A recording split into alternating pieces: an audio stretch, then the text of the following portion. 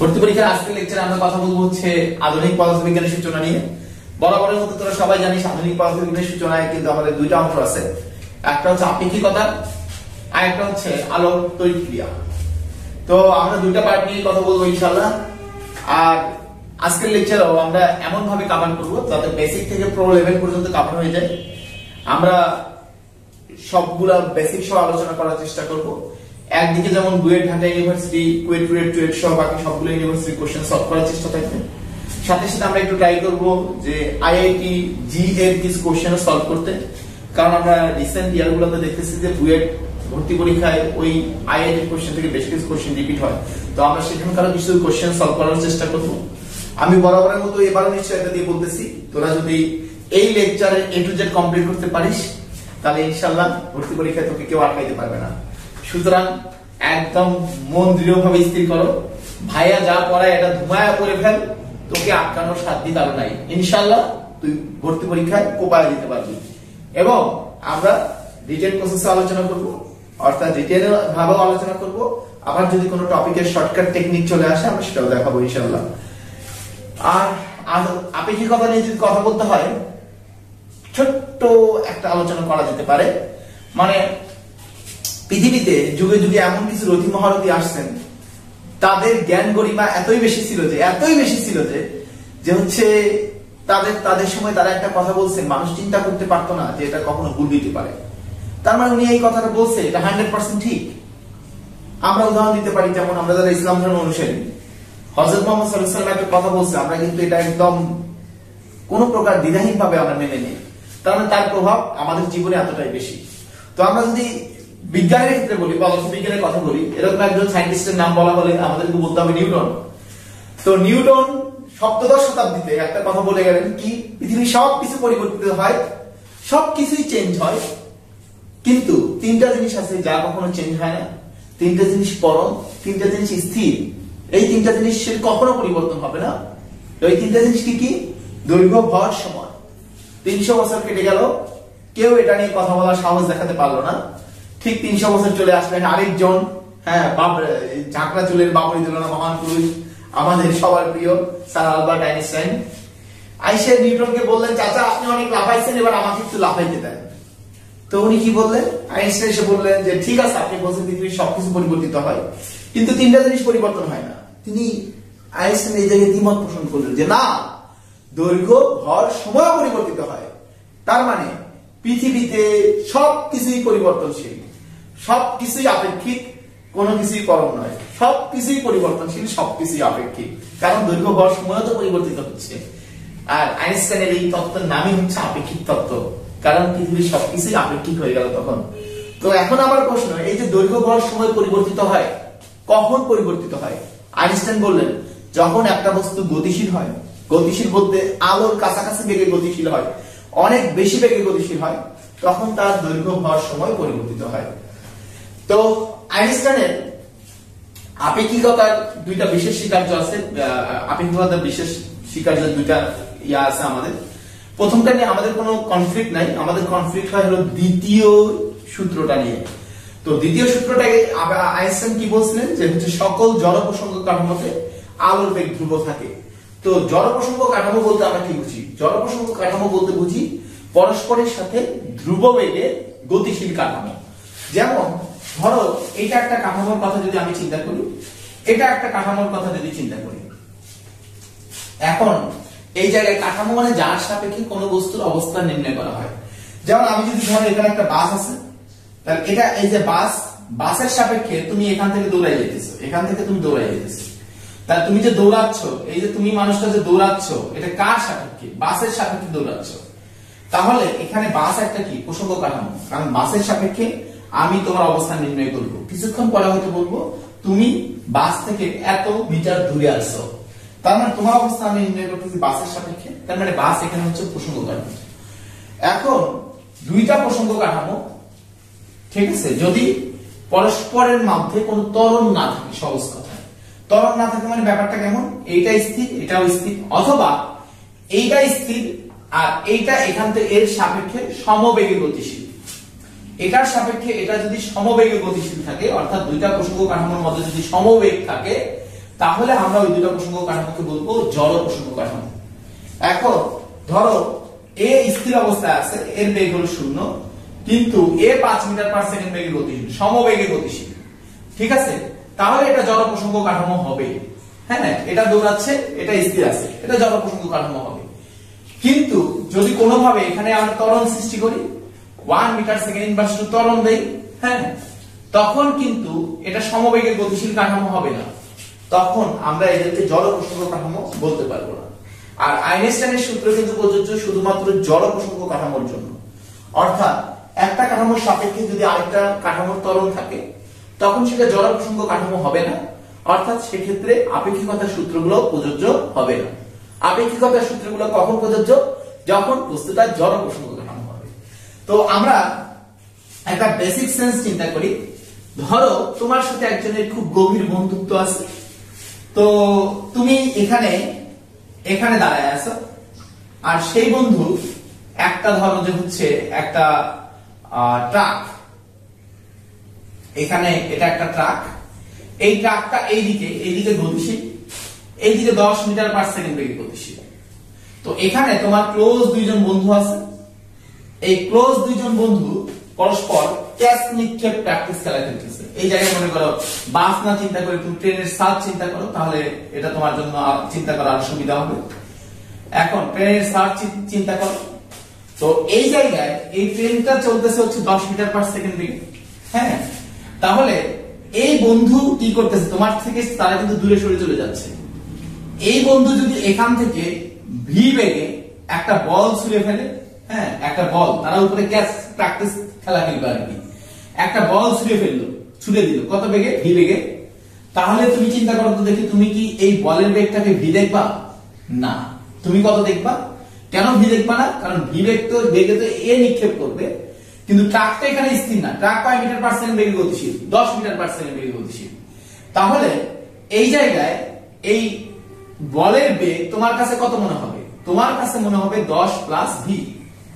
আর তোমার এই বন্ধুর কাছে মনে হবে কত? তোমার বন্ধুর কাছে কিন্তু মনে হবে জাস্ট ভি, তাই না? এটা তোমরা সবাই জানো। এখন তাহলে এই যে তোমার বন্ধু যদি ভি বেগে নিক্ষেপ না করে, যদি তোমার বন্ধু সি বেগে নিক্ষেপ করতো, অর্থাৎ আলোর বেগে নিক্ষেপ করতো, তাহলে তোমার কাছে এই বেগটা, এই বলের বেগটা কত মনে হইতো? তাহলে 10 তো ট্রাকের বেগ আছে, প্লাস সি, 10 প্লাস সি, তার মানে সে যদি আলোর বেগে নিক্ষেপ করে, তোমার কাছে সেই বেগ মনে হওয়া উচিত 10 প্লাস সি। কিন্তু আইনস্টাইনের দ্বিতীয় সূত্র বলে সকল জড় প্রসঙ্গ কাঠামোতে আলোর বেগ ধ্রুব থাকে। তার মানে এটা তো এই কাঠামো আর তোমরা তো দুইজন পরস্পরের জড় প্রসঙ্গ কাঠামো, তার মানে এর ক্ষেত্রেও আলোর বেগ যা, তোমার ক্ষেত্রেও কিন্তু আলোর বেগ তা। তাহলে সেও এখানে বেগটা আলোর বেগ সি পরিমাপ করবে, তুমিও সেটাকে কতই পরিমাপ করবা? সি পরিমাপ করবা। অর্থাৎ আমরা বলতে পারি আলোর বেগের ক্ষেত্রে আপেক্ষিক বেগের কনসেপ্টটা প্রযোজ্য হবে না। আলোর বেগ সকল জায়গায় সমান হবে, সকল জায়গায় আলোর বেগ সমান হবে। এখন আমরা এই জিনিসটাকে আরো সুন্দরভাবে একটু এক্সপ্লেন করতে পারি। তার মানে আমি তোমাকে যদি বলি আলোর বেগ কখনো সি এর বেশি হতে পারে না। হ্যাঁ, এই জায়গায় মনে করো যে হচ্ছে এক বন্ধু এইদিকে ধরো, তার সাথে তোমার ব্রেকআপ হয়ে গেছে, তার সাথে তোমার ব্রেকআপ হয়ে গেছে। ব্রেকআপ হওয়ার পরে চলার পথ কোন দিক হবে? বিপরীত হবে। তো তুমি এইদিকে চলতে শুরু করছো, সে এইদিকে চলতে শুরু করছে। তো তুমিও চলতেছো 5 মিটার পার সেকেন্ড বেগে, সেও চলতেছে 5 মিটার পার সেকেন্ড বেগে। তাহলে এই যে 5 মিটার পার সেকেন্ড বেগে, 5 মিটার পার সেকেন্ড বেগে, দুইজন দুই দিকে চলতেছে। তো পরস্পরের মধ্যে তো এখনো মহব্বত আছে। মহব্বতের কারণে যদি কোনো ক্রমে তুমি পিছনে ফিরে তাকাও, তাহলে সে কি মনে হবে যে সে তোমার থেকে 5 মিটার পার সেকেন্ড বেগে দূরে সরে চলে যাচ্ছে, না 5 প্লাস 5 10 মিটার পার সেকেন্ড বেগে দূরে সরে চলে যাচ্ছে মনে হবে? বলো, কত মিটার পার সেকেন্ড বেগে দূরে সরে চলে যাচ্ছে মনে হবে? 10 মিটার পার সেকেন্ড বেগে। তাহলে এমনি জেনারেল সেন্সে মনে করো যে ধরো দুইটা ফোটনের মধ্যে ব্রেকআপ হয়ে গেল, দুইটা ফোটন, এটা একটা ফোটন, এটা একটা ফোটন, দুইটা ফোটনের মধ্যে ব্রেকআপ হয়ে গেছে। এই ফোটন এইদিকে সি বেগে চলা শুরু করছে, এই ফোটন এইদিকে সি বেগে চলা শুরু করছে। তাহলে এই একটা ফোটন যখন আরেকটা ফোটনকে দেখবে, আমার কোশ্চেন হচ্ছে এক ফোটনের নিকট অন্য ফোটনের বেগ কত মনে হবে? অন্য ফোটনের বেগ। তো এই জায়গায় জেনারেল সেন্সে তোমার মনে হবে কত, যদি আমরা আপেক্ষিকতা চিন্তা করতাম তাহলে আমাদের বেগ মনে হতো c plus c equal two কত 2c। এই জায়গায় অপশনে এবং এ নম্বর অপশনে ইনশাআল্লাহ 2c থাকবে। আমি যদি এটা এমসিকিউ তে আসবে এই প্রশ্ন, তো অপশনগুলো কেমন থাকবে, 2c, বি নম্বর হলো ধরো যে হলো 0, সি নম্বরে থাকবে হবে ইনফিনিটি, ডি নম্বরে থাকবে ধরো অনির্ণেয়, হ্যাঁ অনির্ণেয়, আর ই নম্বরে থাকবে ধরো সি। তো তোমার যদি কনসেপ্ট ক্লিয়ার না থাকে, তুমি দেখো এই জায়গায় তোমার মনে হবে যে কোনোটাই উত্তর দিতে পারে। তো আমাকে কনসেপ্ট ক্লিয়ার করে উত্তর দিতে হবে।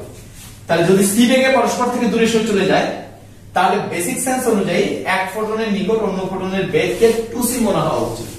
কিন্তু আমরা আপেক্ষিকতা দ্বিতীয় শিকার্য অনুযায়ী জানি আলোর বেগের ক্ষেত্রে মানে আলোর বেগের ক্ষেত্রে আপেক্ষিকতার সূত্রগুলো প্রযোজ্য হয় না। অর্থাৎ কোনো কিছু বেগ কখনোই আলোর বেগের বেশি হইতে পারে না। তার মানে বেগের সর্বোচ্চ মান কার বেগ? বেগের সর্বোচ্চ মান কার বেগ? আলোর বেগ।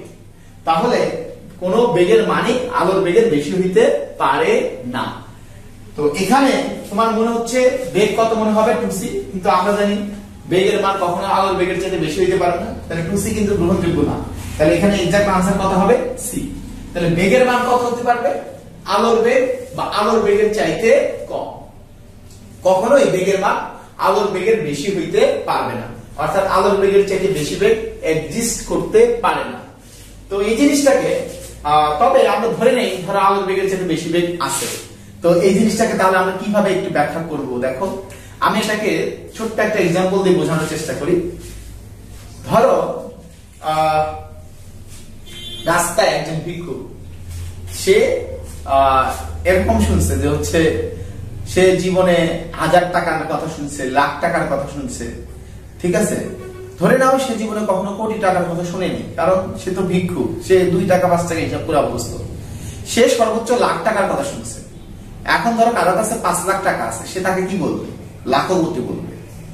5 কোটি টাকা আছে, সেও তাকে কি বলবে? লাখপতি বলবে। কারণ কোটি বলে যে কিছু একটা আছে, সে কিন্তু শোনে নাই। 500 কোটি টাকা আছে, তাও সে তাকে কি বলবে? কোটিপতি, লাখপতি কিন্তু বলবে। তার মানে সেখানে তার মস্তিষ্কের টাকা পরিমাপের সর্বোচ্চ সীমা হচ্ছে লাখ টাকা। তো লাখ টাকার বেশি যদি কিছু থেকেও থাকে, সে সেটাকে লাখ টাকায় পরিমাপ করে। যদি বুঝতে সমস্যা হয় আরেকটা উদাহরণ দিই। তুমি সর্বোচ্চ কি পর্যন্ত শুনছো? ধরো মিলিয়ন শুনছো, বিলিয়ন শুনছো, তাই না? 100 কোটিতে 1 বিলিয়ন সাপোজ।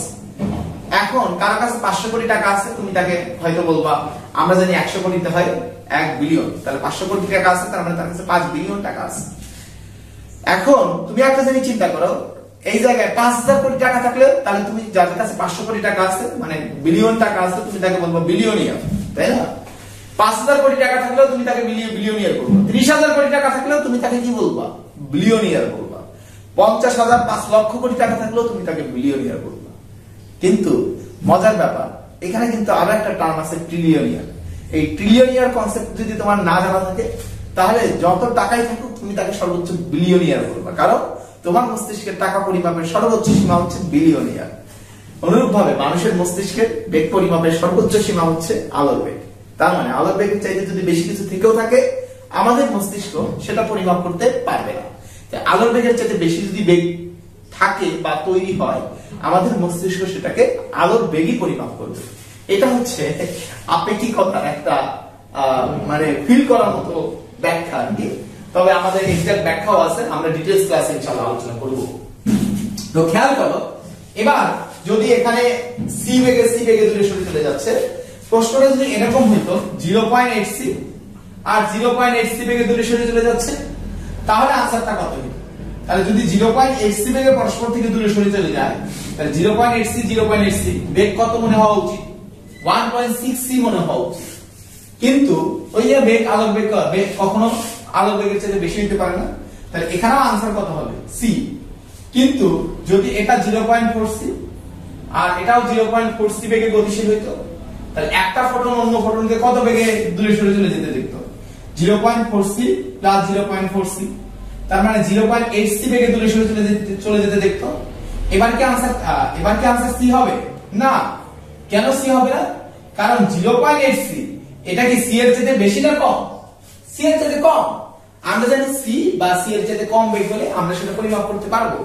তার মানে 0.8c তো আমরা পরিমাপ করতে পারবো। তাহলে এখানে आंसर কত, যেটা পরিমাপ করছি সেটাই 0.8c। তো এইভাবে কোশ্চেন হয় ভর্তি পরীক্ষায়, এটা এমসিকিউ সচরাচরই আসে। তো এবার আমরা ওই যে আমরা বলছিলাম একটা বস্তু যখন গতিশীল হয় তখন ভর সময় দৈর্ঘ্য পরিবর্তিত হয়। তো আমার প্রশ্নটা, বস্তুটা গতিশীল হলে ভর সময় দৈর্ঘ্য কিভাবে পরিবর্তিত হবে? এর জন্য তুমি যা একটা লাইন মনে রাখবে। এই একটা লাইন মনে রাখলে ইনশাআল্লাহ আপেক্ষিকতা রিলেটেড তোমার কোনো অঙ্কে আর কখনো সমস্যা হবে না। তো তাহলে শিখে ফেলি সেই কাঙ্ক্ষিত লাইনটা কি। সেই কাঙ্ক্ষিত লাইনটা সবাই সুন্দর করে নোট করে ফেলো। কোন বস্তু গতিশীল হলে ভর আর সময় বাড়ে, লেখো কোন বস্তু গতিশীল হলে ভর আর সময় বাড়ে, দৈর্ঘ্য কমে। কোন বস্তু গতিশীল হলে ভর আর সময় বাড়ে, দৈর্ঘ্য কমে। কোন বস্তু গতিশীল হলে ভর আর সময় বাড়ে, দৈর্ঘ্য কমে। তাহলে যখন গতিশীল হয়, গতিশীল হলে কোনটা কোনটা বাড়ে? ভর আর সময়। তাহলে ভর সময় বাড়ে, দৈর্ঘ্য কি হবে? কমবে। তো এখন তুমি একটা জিনিস চিন্তা করো, আমরা দেখতেছি তাহলে স্থির অবস্থায় একটা দৈর্ঘ্য পাওয়া যাচ্ছে, গতিশীল অবস্থায় একটা দৈর্ঘ্য পাওয়া যাচ্ছে। স্থির অবস্থায় একটা দৈর্ঘ্য, গতিশীল অবস্থায় একটা দৈর্ঘ্য। স্থির অবস্থায় একটা ভর, গতিশীল অবস্থায় একটা ভর। স্থির অবস্থায় একটা সময়, গতিশীল অবস্থায় একটা সময়। তার মানে ভর সময় দৈর্ঘ্য কয়টা? দুইটা।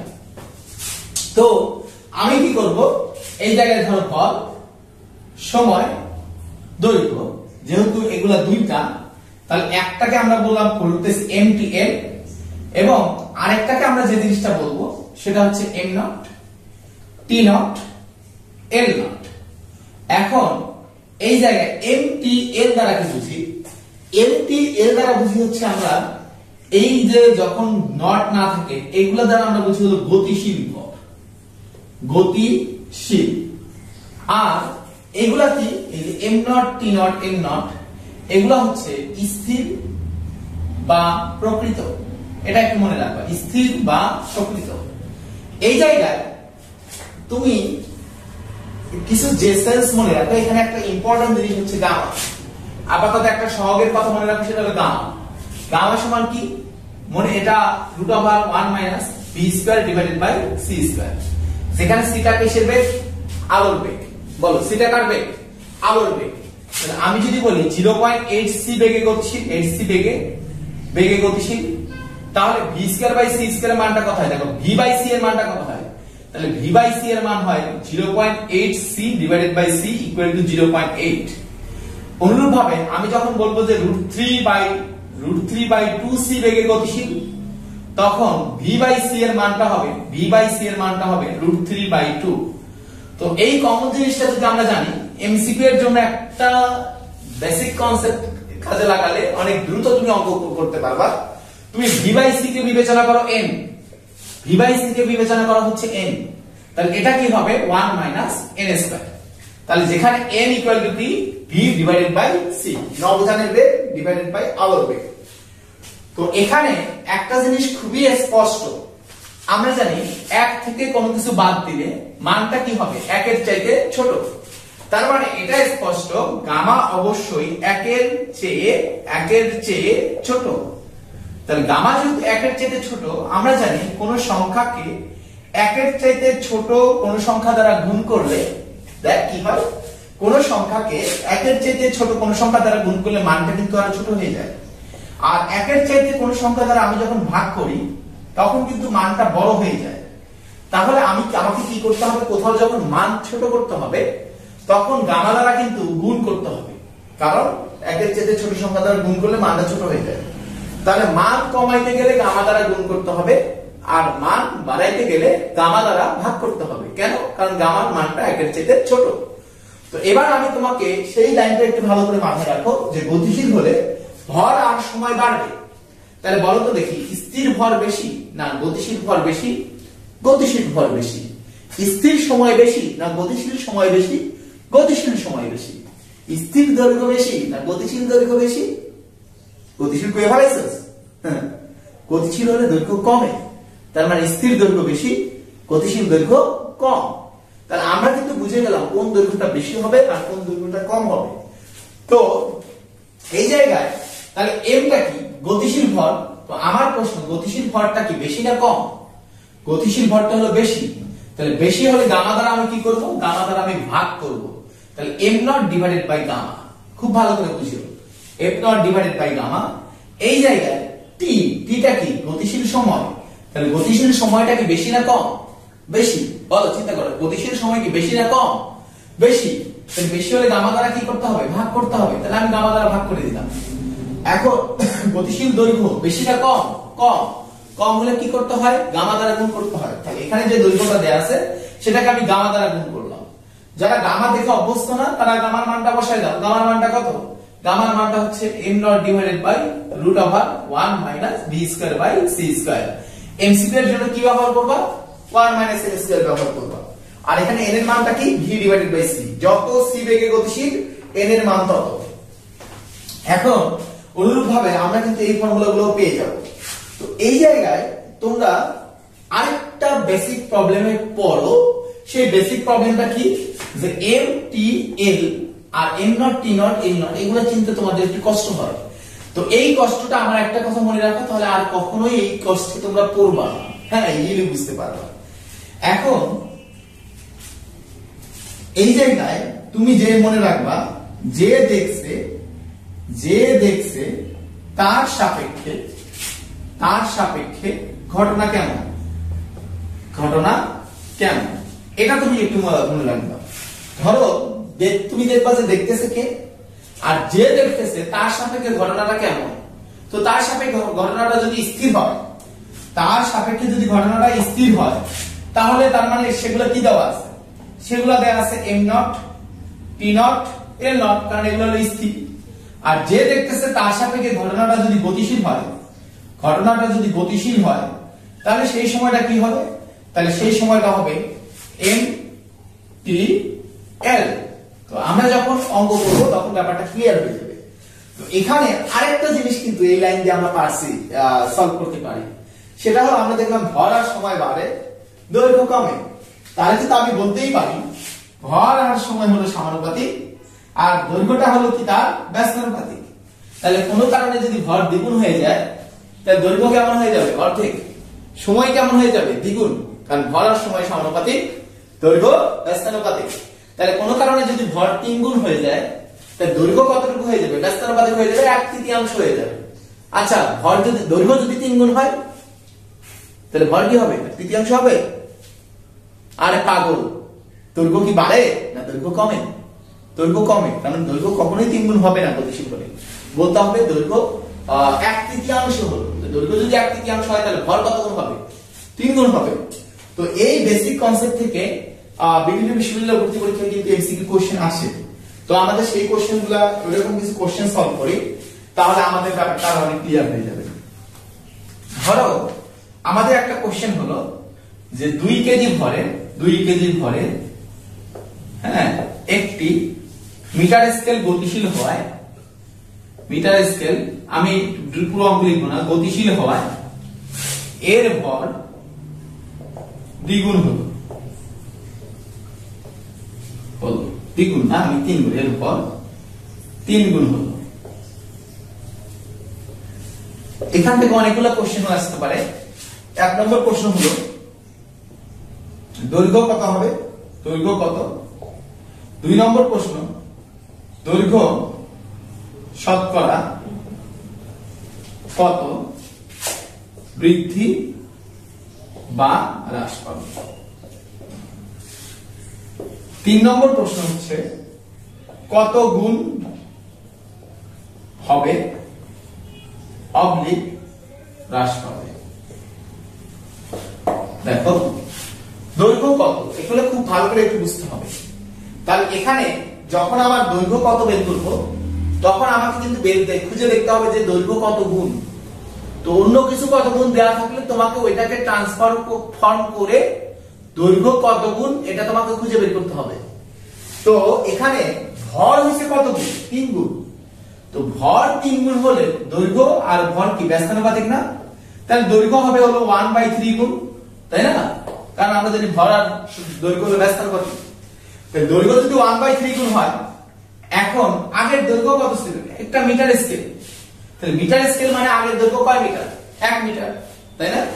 আমরা জানি পরে কত হবে, এটা বের করার কনসেপ্টটা কি, যত গুণ ইনটু আগে যত ছিল। মানে ধরো তোমার বয়স 10 বছর, তোমার বয়স 3 গুণ হলো, তাহলে তোমার বয়স পরে কত হবে? তাহলে আনসার কি বলবা? 30 বছর। কিভাবে পাইলা? 10 ইনটু 3। এখন আমার প্রশ্ন, কাকে কাকে গুণ করছো? গুণ করছো হচ্ছে যত গুণ, মানে 3 গুণ ইনটু আগে যত ছিল। আগে কত ছিল? 10 বছর ছিল। তাহলে 3 ইনটু 10, তাহলে কত বছর? 30 বছর। তাহলে কত হবে বের করার নিয়মটা হচ্ছে, কত গুণ এটার সাথে আগে যত ছিল এটা গুণ করা। তাহলে আগে কত ছিল? 1 মিটার স্কেল, মানে একটি মিটার স্কেল, তাহলে তার দৈর্ঘ্য কয় মিটার? 1 মিটার। যদি এটা একটা মিটার স্কেল না বলে যদি বলতো 2 মিটার দৈর্ঘ্য, তাহলে আমি 2 দ্বারা গুণ করতাম। তাহলে 1/3। আচ্ছা, আমরা এটা 2 মিটার দিয়ে দিই, মিটার স্কেল না দিয়ে বলি 2 মিটার দৈর্ঘ্যের একটি স্কেল, 2 মিটারের স্কেল। তো এখানে একটা জিনিস বোঝার আছে, তাহলে কিন্তু 2 মিটার, তাহলে হবে 4/3 মিটার। খুব ভালো করে বুঝিও, এই জায়গায় দৈর্ঘ্য শতকরা কত বৃদ্ধি বা হ্রাস পাবে। একটা জিনিস মনে রাখবে, কত গুণ, কত অংশ, কত পার্সেন্ট, এগুলো যখন বের করতে বলবে আগেরটা সবসময় 1 ধরবে। কত গুণ, কত অংশ, কত পার্সেন্ট, এই জিনিসগুলো বের করতে বললে আগেরটা কত ধরবে? 1 ধরবে। আর তুমি নিজে কত গুণ? তুমি নিজে 1 গুণ। কত অংশ? 1 অংশ। আর কত পার্সেন্ট? 100%। ওকে, তাহলে তুমি খেয়াল করো, দৈর্ঘ্য শতকরা কত বৃদ্ধি বা হ্রাস পাবে। তাহলে দৈর্ঘ্য আগে ছিল কত গুণ? 1 গুণ। খুব ভালো করে বুঝিও, দৈর্ঘ্য আগে ছিল 1 গুণ, আর পরে হইছে কত গুণ? 1/3 গুণ। তাহলে আগে ছিল 1 গুণ, পরে হইছে 1/3 গুণ, তার মানে বৃদ্ধি পেল না হ্রাস পেল? হ্রাস পেল। কত গুণ হ্রাস পেল? 2/3 গুণ হ্রাস পেল। তাহলে যদি বলে কত গুণ হ্রাস পাবে, তাহলে আনসার হবে 2/3 গুণ হ্রাস। তাহলে যদি বলে কত পার্সেন্ট হ্রাস পাবে, আমরা জানি গুণকে পার্সেন্টেজে নেওয়ার উপায় হচ্ছে 100 দ্বারা গুণ করা। তাহলে 2/3 ইনটু 100% হ্রাস, 100% হ্রাস। তাহলে ক্যালকুলেশন করলে এটা হবে 66.66%। কিন্তু ক্যালকুলেটর ব্যবহার করি না, 2/3 মানে 0.666, তার মানে 66.66%। তো এই জায়গায় কত গুণ হবে? তাহলে আমরা দেখলাম হইছিল কত গুণ, দৈর্ঘ্য কিন্তু হইছিল 1/3 গুণ। তাহলে যদি বলে কত গুণ হবে, তাহলে আনসার কিন্তু হবে 1/3 গুণ। আর যদি বলে কত গুণ হ্রাস পাবে, তাহলে হ্রাস পাইছিল কত গুণ? হ্রাস পাইছিল 2/3 গুণ। তাহলে কোশ্চেন পড়ে কিন্তু বুঝতে হবে যে আমার আনসারটা এক্স্যাক্টলি কত, 2/3 গুণ হ্রাস। তো এখানে আরেকটা জিনিস বলতে পারতো যে দৈর্ঘ্য কত হ্রাস পাবে, দৈর্ঘ্য কত হ্রাস, কত হ্রাস। তাহলে এখন ব্যাপারটা কেমন, আগের দৈর্ঘ্য কত ছিল? 2 মাইনাস পরের দৈর্ঘ্য কত হইছে? পরের দৈর্ঘ্য হইছে 4/3 মিটার। তাহলে 2 মাইনাস 4/3 মিটার। তো এভাবে এই টাইপের কোশ্চেন আসলে আমাদেরকে বুঝিয়ে বুঝিয়ে উত্তর করতে হবে, না হলে কিন্তু আমাদের ভুল আনসার দেওয়ার চান্স থাকবে। আর মজার ব্যাপার, এই ভুল আনসার গুলো কিন্তু এমসিকিউ এর এ নম্বর অপশনে থাকবে। তো এ নম্বর অপশনে দাগায় তুই চিন্তা করবি যে হচ্ছে ফাটায় দিছি, তো পরীক্ষার হলে আনসার পাওয়ার পরে তুই দেখবি যে তুই নিজেই ফাইটে গেছিস। সুতরাং বি কেয়ারফুল। এখন আমরা আস্তে আস্তে আমাদের মেইন প্রবলেম গুলোর দিকে যাব। তো আশা করি তোমরা এই জিনিসগুলা সবাই খুব ভালো করে বুঝতে পারছিস।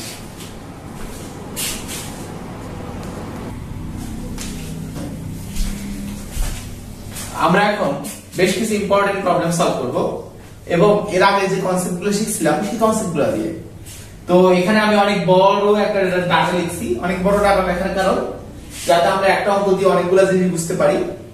তো এখানে তুই একটু বুঝে দেখ যে এখানে ডাটা কি দেয়া আছে। যে ধর 30 বছর বয়স্ক একজন মানুষ, তার হঠাৎ চিন্তা ভাবনা হলো যে আমি মহাকাশ ভ্রমণে বের হব। তো মহাকাশ ভ্রমণে বের হওয়ার জন্য সে 50 মিটার দীর্ঘ এবং 2 মিটার প্রস্থ বিশিষ্ট একটা লাঠি নিয়ে বের হয়েছে, এবং যে নবকাশযানে চলে গেছে সেই নবকাশযানের বেগ হচ্ছে √3/2 ইনটু c, অর্থাৎ আলোক বেগের √3/2 গুণ। তো মহাকাশ ভ্রমণে বেরিয়ে 50 বছর ভ্রমণ করছে। তো 50 বছর ভ্রমণ করার পর ফিরে আসছে।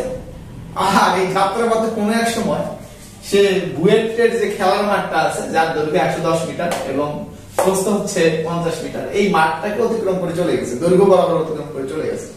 তো এরকম মজার একটা কোশ্চেন। তো আমার ফার্স্ট কোশ্চেনের সাথে আসলে ডাটার সাথে কোনো মিল নাই।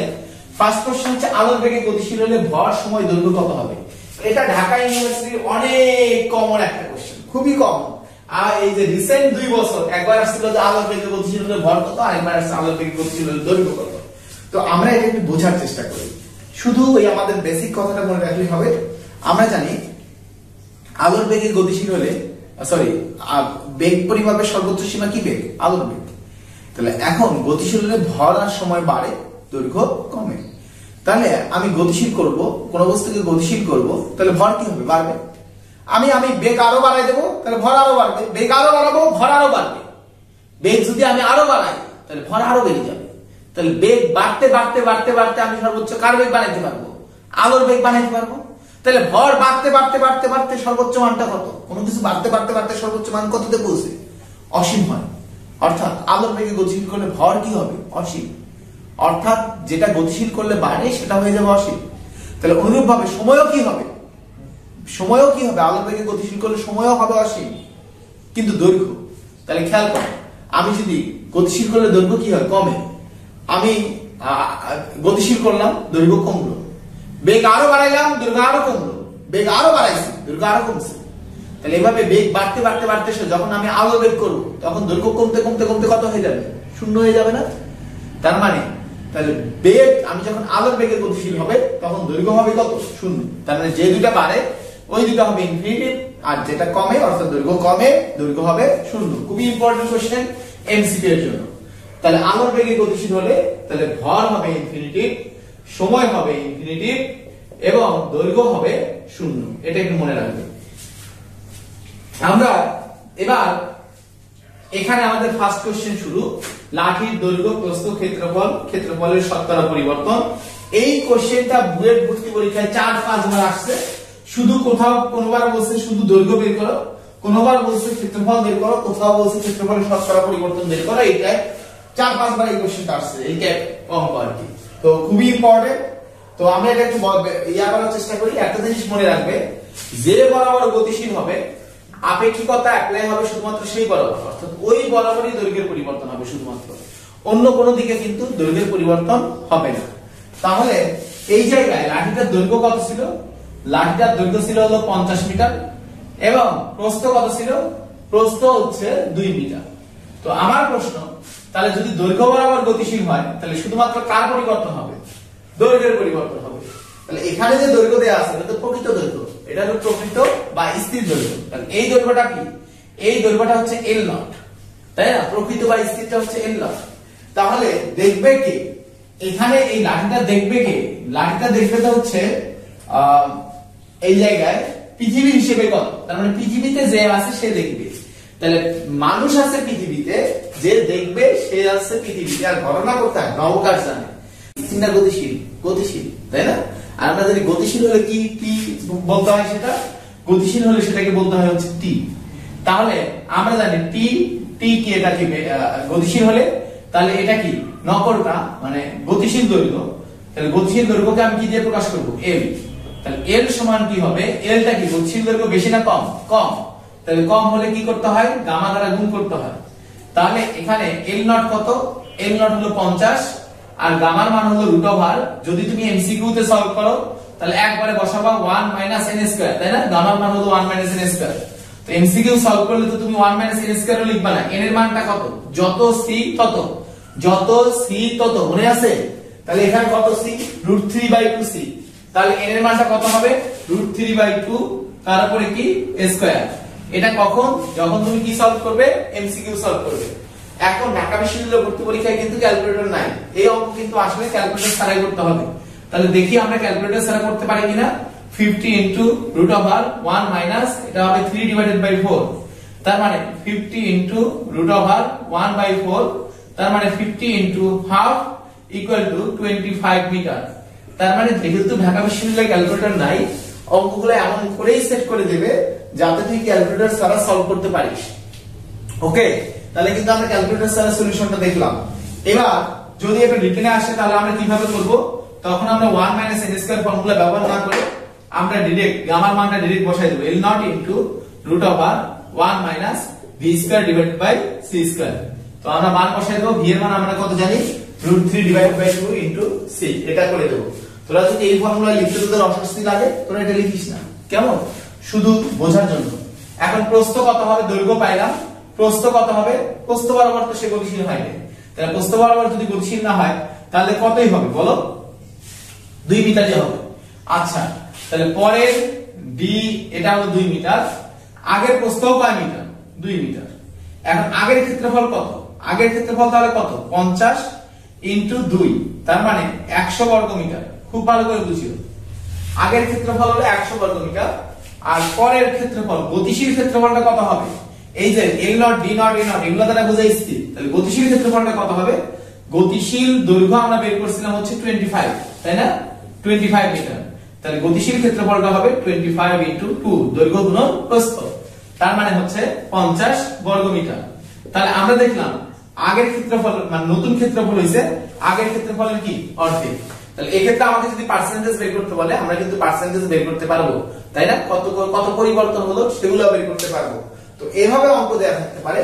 তবে এই অঙ্কটা আমরা পরের প্রবলেমগুলো সলভ করি, পরের প্রবলেমটা সলভ করি। তাহলে সামনে এটার অঙ্কের এই অঙ্কের আর একটু প্রো ভার্সন শিখবো, প্রো ভার্সনটা আমরা একটু পরে শিখি, আমরা পরে অঙ্কটা একটু সলভ করি। দেখো পরের প্রবলেমটাই তোমাকে কি বলছে, পরের প্রবলেমটাই তোমাকে বলছে যে লাঠিটির গতিশীল ভর কত। লাঠিটির গতিশীল ভর কোনটা, m। তাহলে m নট ইনটু, নিজেকে প্রশ্ন কর mটা কি বেশি না কম, গতিশীল ভর বেশি না কম, গতিশীল হলে ভর বাড়ে, তার মানে এটা বেশি। আর আমরা জানি বেশি হলে কি করতে হয়, গামা দ্বারা ভাগ করতে হয়, এটা দ্বারা ভাগ করতে হয়। এখন এই গামা দিয়ে আসলে কি বুঝি, গামা দ্বারা তো আসলে আমরা বুঝি √1 - n²। আর n এর মানটা কত, n এর মান তো যত c তত, তো √3/2c। তাহলে n এর মান কত, √3/2। আর ডিটেইলস প্রসেসে কিভাবে করতে হবে এটা তো আমি দেখাই দিয়েছি। তাহলে n তার উপরে কি স্কয়ার, তাই না। তাহলে ক্যালকুলেশন করলে কত হবে, m0 √1, এটা 1 - 3/4, আমি আর এটা করাবো না। তাহলে m0 এটা হবে হাফ, তার মানে টুয়াইস m0।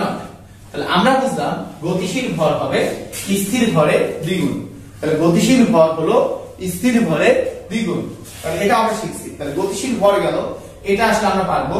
এবার আসলে গতিশীল ভর বেগ। আচ্ছা এখানে যে ভরের সাথে বেগ আছে সেই ভরটা অবশ্যই কোন ভর বল, যে ভরের সাথে বেগ আছে। তাহলে সেখানে আমরা তো জানি ভর দুইটা, একটা স্থির ভর একটা গতিশীল ভর। তাহলে যে ভরের সাথে বেগ আছে সেই ভরটা অবশ্যই গতিশীল ভর।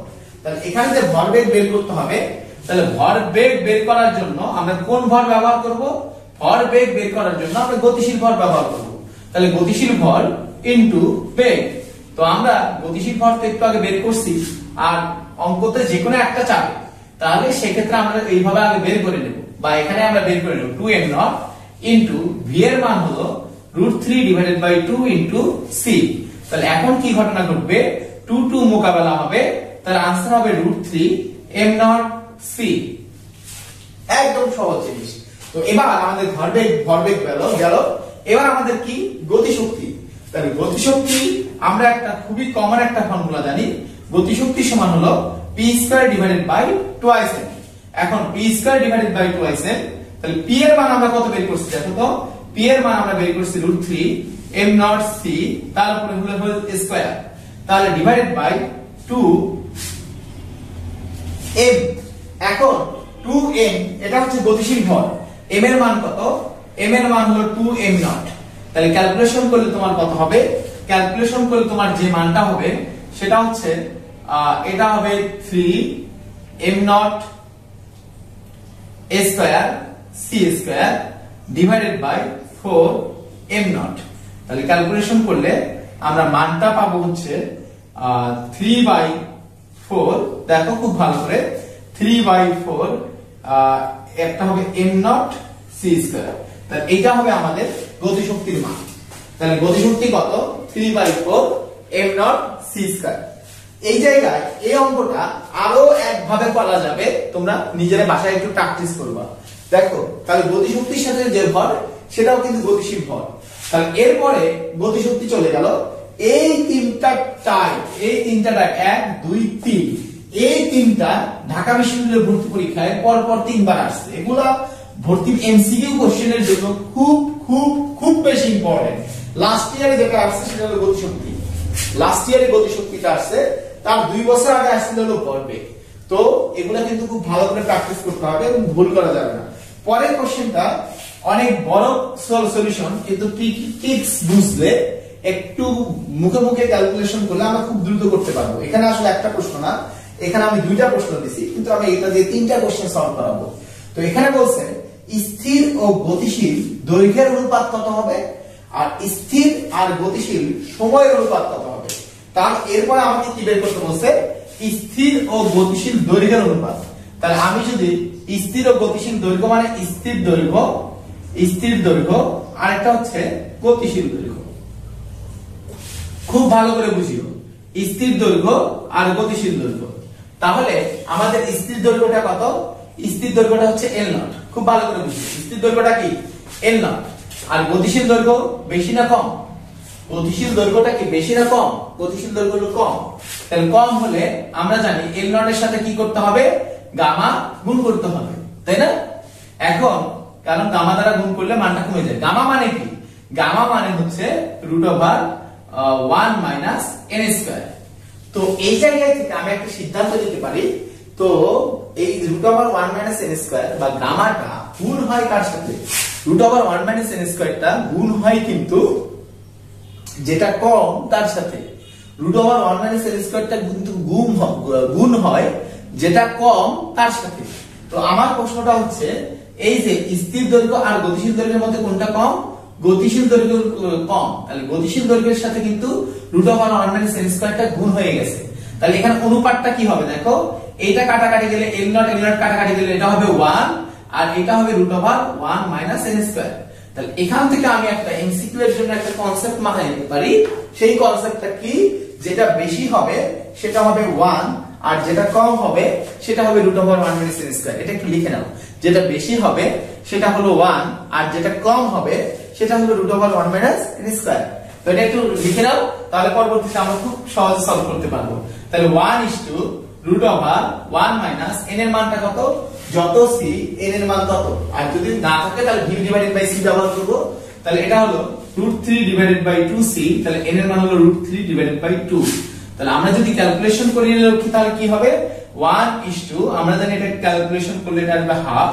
তার মানে সবগুলোকে যদি আমি 2 দ্বারা গুণ করি তাহলে অনুপাতটা হবে 2:1। এখন তার মানে এই জায়গায় গতিশীল দৈর্ঘ্য যদি 1 গুণ হয়, স্থির দৈর্ঘ্য হবে 2 গুণ। তাহলে আমরা এবার স্থির ভর আর গতিশীল ভরের অনুপাত বের করব। তাহলে স্থির ভর আর গতিশীল ভরের অনুপাত বের করব। তাহলে এইবার যদি বের করতে চাই, আমরা একটু আগে শিখছি অনুপাতের ক্ষেত্রে যেটা বেশি সেটা হচ্ছে 1 আর যেটা কম সেটা হচ্ছে √1 - n²।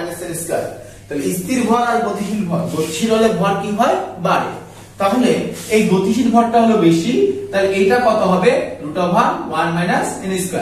আর যেটা কম সেটা কত হবে, সরি যেটা বেশি সেটা হবে 1, তাহলে যেটা বেশি সেটা হবে 1 আর যেটা কম সেটা হবে √1 - n²। তাহলে 1 তো 1ই, আর √1 - n², √3/2 হোল স্কয়ার। তাহলে ক্যালকুলেশন করলে হবে 1/2:1, তার মানে 1:2, 2 দ্বারা গুণ করছি। তাহলে আমার কিন্তু স্থির ভর আর গতিশীল ভরের অনুপাত বের হয়ে গেল। তাহলে স্থির সময় আর গতিশীল সময়ের অনুপাত কত হবে, এটাও কিন্তু আমার ছোট ভাই ছোট বোনেরা অবশ্যই বের করতে পারবে, আমি জানি তারা পারবে। তো এটা খুবই ইম্পর্টেন্ট এমসিকিউ গুলোর জন্য। আবার রিটেন পরীক্ষাতেও আসতে পারে, বলা যায় না। রিটেন পরীক্ষা আসলে তো কিভাবে করবে, ওই যে শুরুতে যেভাবে দেখাইছিলাম ওইভাবে করে দেবে। এবার লোকটার প্রকৃত বয়স কত।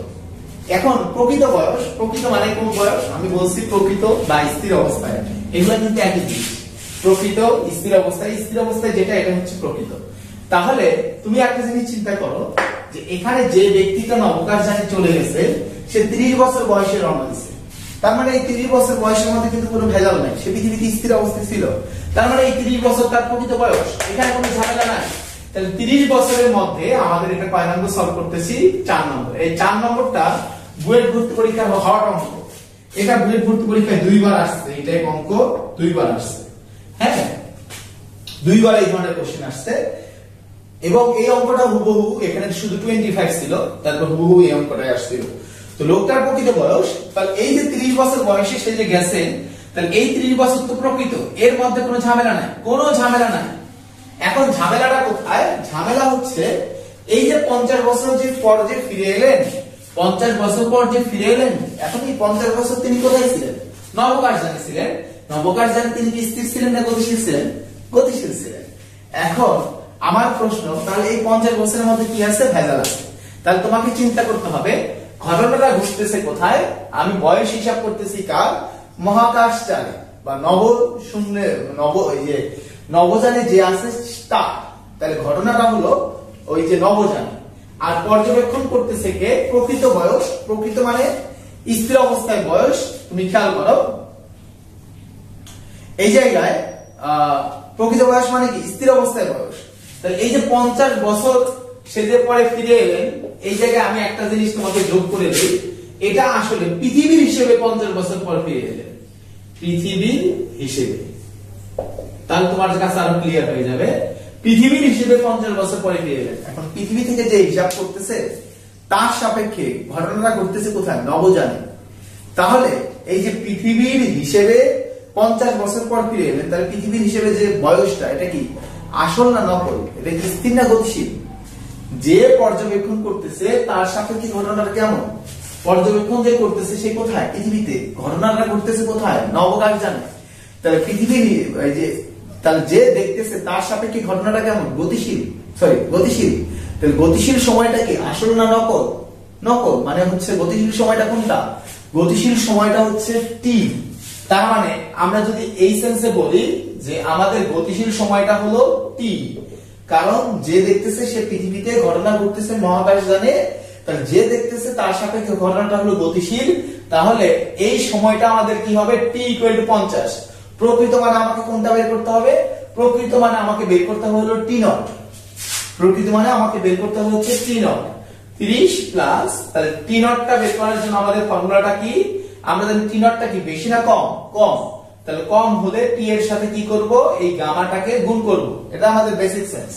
তাহলে টি ইনটু গামা মানে কত? √1 - v² ডিভাইডেড বাই c²।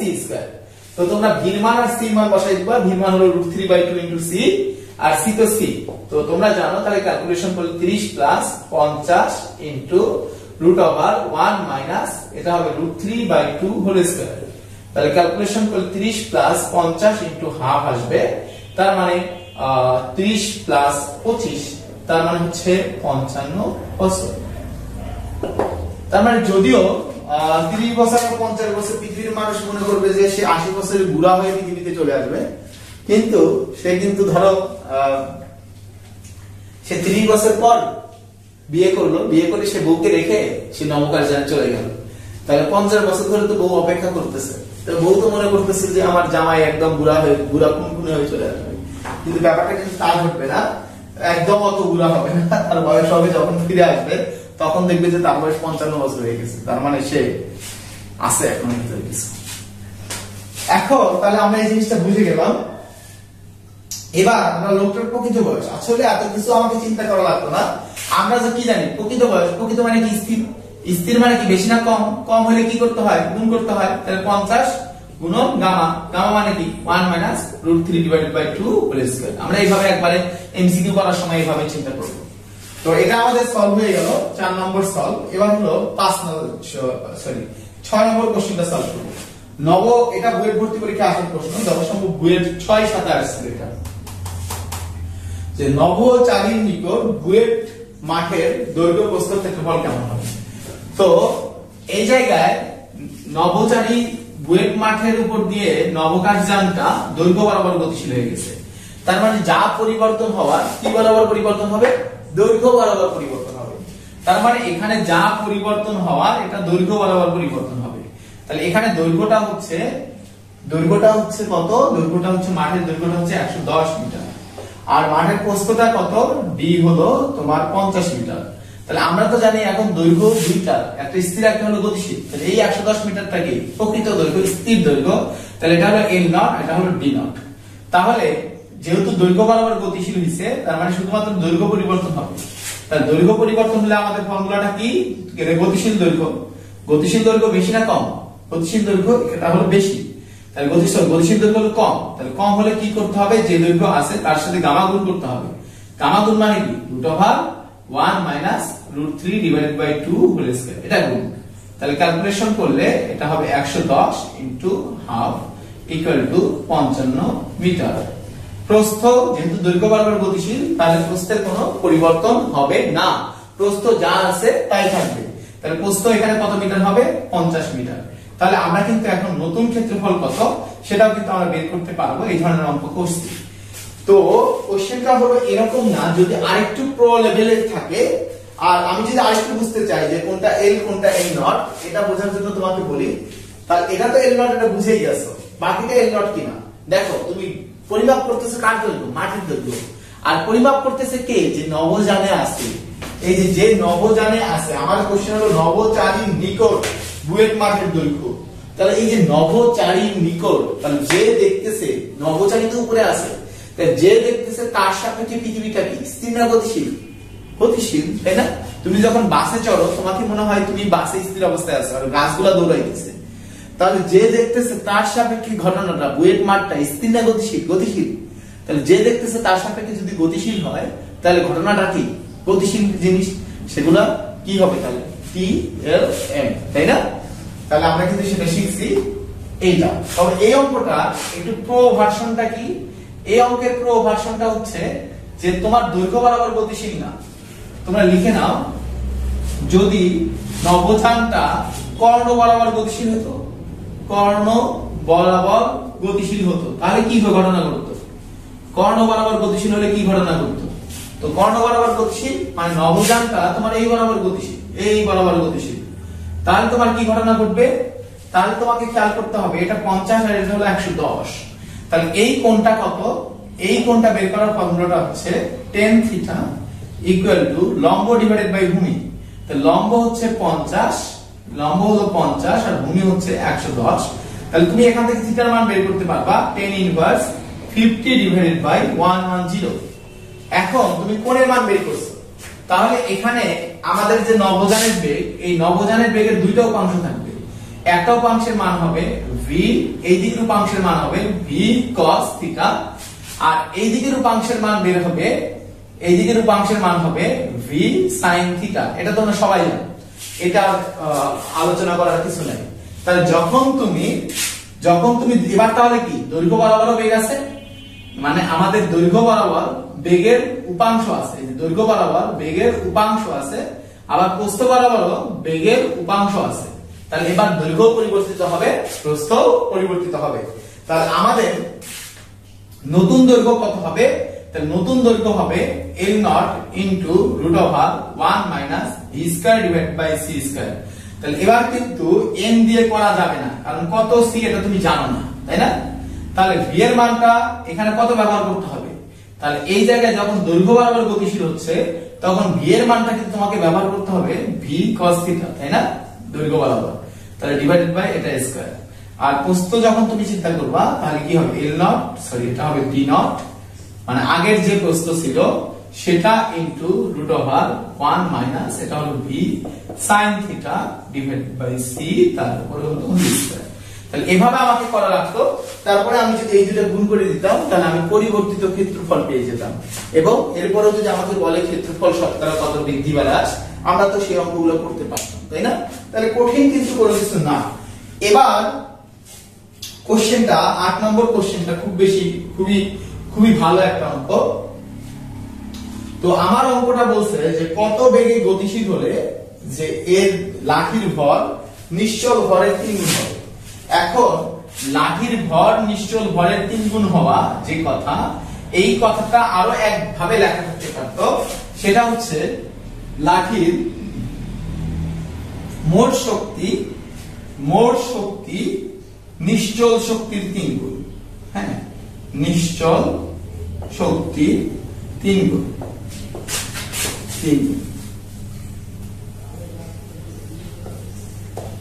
আবার এই কথাটা আরো আরেকভাবে লেখা থাকতে পারতো, সেটা হলো দৈর্ঘ্য 1/3 হয়ে গেল, 1/3 হয়ে গেল। কেন এই 3 ভাবে লেখা থাকা একই কথা, এটা তোমাকে একটু বুঝতে হবে কেন একই কথা। দেখো আমরা জানি কোন বস্তুর মোট শক্তি, আমরা একটু পরে এই টপিকটা খুব সুন্দর করে শিখবো। কোন বস্তুর মোট শক্তি, এটা তোমরা সবাই জানো আপেক্ষিকতা সূত্র অনুযায়ী mc², তাহলে এটা হচ্ছে মোট শক্তি E টোটাল। তাহলে মোট শক্তি নিশ্চল শক্তির যদি 3 গুণ হয়, নিশ্চল শক্তি হচ্ছে E নট, E নট মানে হলো mc square, m not c square, নিশ্চল ভর ইনটু c স্কয়ার। তাহলে এই এটি সমান হলো 3 E নট, তার মানে mc স্কয়ার সমান হলো 3 m নট c স্কয়ার, তার মোট শক্তি নিশ্চল শক্তির 3 গুণ। তাহলে এখান থেকে আমরা দেখতে পারবো c স্কয়ার মোকাবেলা, তার মানে m equal to 3 m not. তাহলে আমরা বুঝলাম যে লাঠির ভর নিশ্চল ভরের 3 গুণ হওয়ার যে কথা, মোট শক্তি নিশ্চল শক্তির 3 গুণ হওয়া একই কথা। আবার দৈর্ঘ্য 1/3 হলে ভর কয় গুণ হয়? 3 গুণ হয়, তাই না? কারণ দৈর্ঘ্য আর ভর হলো ব্যস্তানুপাতিক, আমরা একদম শুরুতেই শিখছিলাম। তাহলে দৈর্ঘ্য থাকলে হবে 1 এর কম, মানে হলো 1/3 1/4। সেক্ষেত্রে তুমি সব সময় চিন্তা করবা ভর কত গুণ হলো, ভর কত গুণ হলো, অথবা দৈর্ঘ্য যত গুণ থাকবে তুমি সেটাকে উল্টায় দিবা। যেমন দৈর্ঘ্য 1/3 হওয়া মানে ভর কয় গুণ হওয়া? 3 গুণ হওয়া। আর এই 3 গুণ তুমি কিভাবে পাবা? এই জিনিসটাকে উল্টাই দিয়ে, এই জিনিসটাকে উল্টাই দিয়ে। এখন তাহলে এই অঙ্কটা আমরা রিটেনে কিভাবে করব? এই অঙ্কটা আমরা রিটেনে করব, এখানে আমরা লজিক পাইছি m equal to 3m not. তাহলে m এর মানটা কত? m এর মানটা হচ্ছে m not divided by root over 1 minus v square divided by c square সমান হচ্ছে 3m নট। তাহলে m নট কি হয়ে যাবে? মোকাবেলা হয়ে যাবে।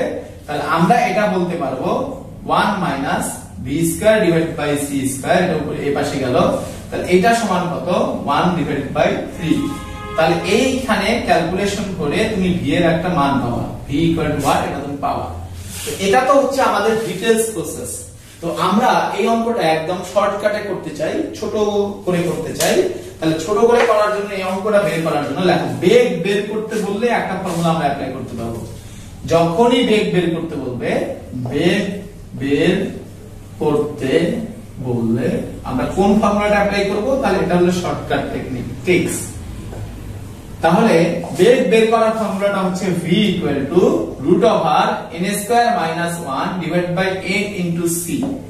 n এর পরিচয়টা হলো ভর কত গুণ, হ্যাঁ ভর কত গুণ। আর সহজ কথায় যদি দেখো যে দৈর্ঘ্য 1/3 হইলো, তাহলে এখানে মানটাকে উল্টায় দিলে তুমি n এর মানটা পেয়ে যাবে। এখন ভর কত গুণ হয়েছে দেখো তো, লাঠির ভর নিশ্চল ভরের 3 গুণ হওয়া, তার মানে ভর হচ্ছে কয় গুণ? 3 গুণ। তাহলে आंसर হবে 3 স্কয়ার মাইনাস 1 ডিভাইডেড বাই 3। এটার উপরে রুট আছে, রুট কিন্তু এই উপরে অংশে শুধুমাত্র, নিচের অংশে কিন্তু রুট নাই, এটা খুব ভালো করে মাথায় রেখো।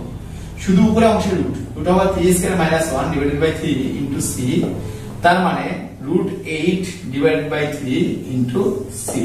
তাহলে এটা হবে আমাদের উত্তর। তো এভাবে তাহলে যেভাবে অঙ্ক আসুক আমরা কিন্তু ইনশাআল্লাহ সেই অঙ্কগুলো সলভ করতে পারবো।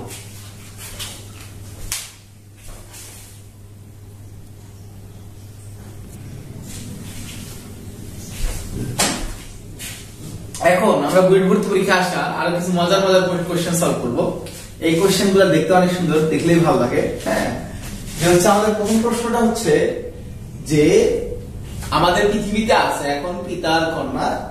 তো পিতার বয়স কন্যার বয়সের চাইতে 20 বছর বেশি, তার মানে কন্যার বয়স যা পিতার বয়স হবে কন্যার বয়সের চেয়ে 20 বছর বেশি।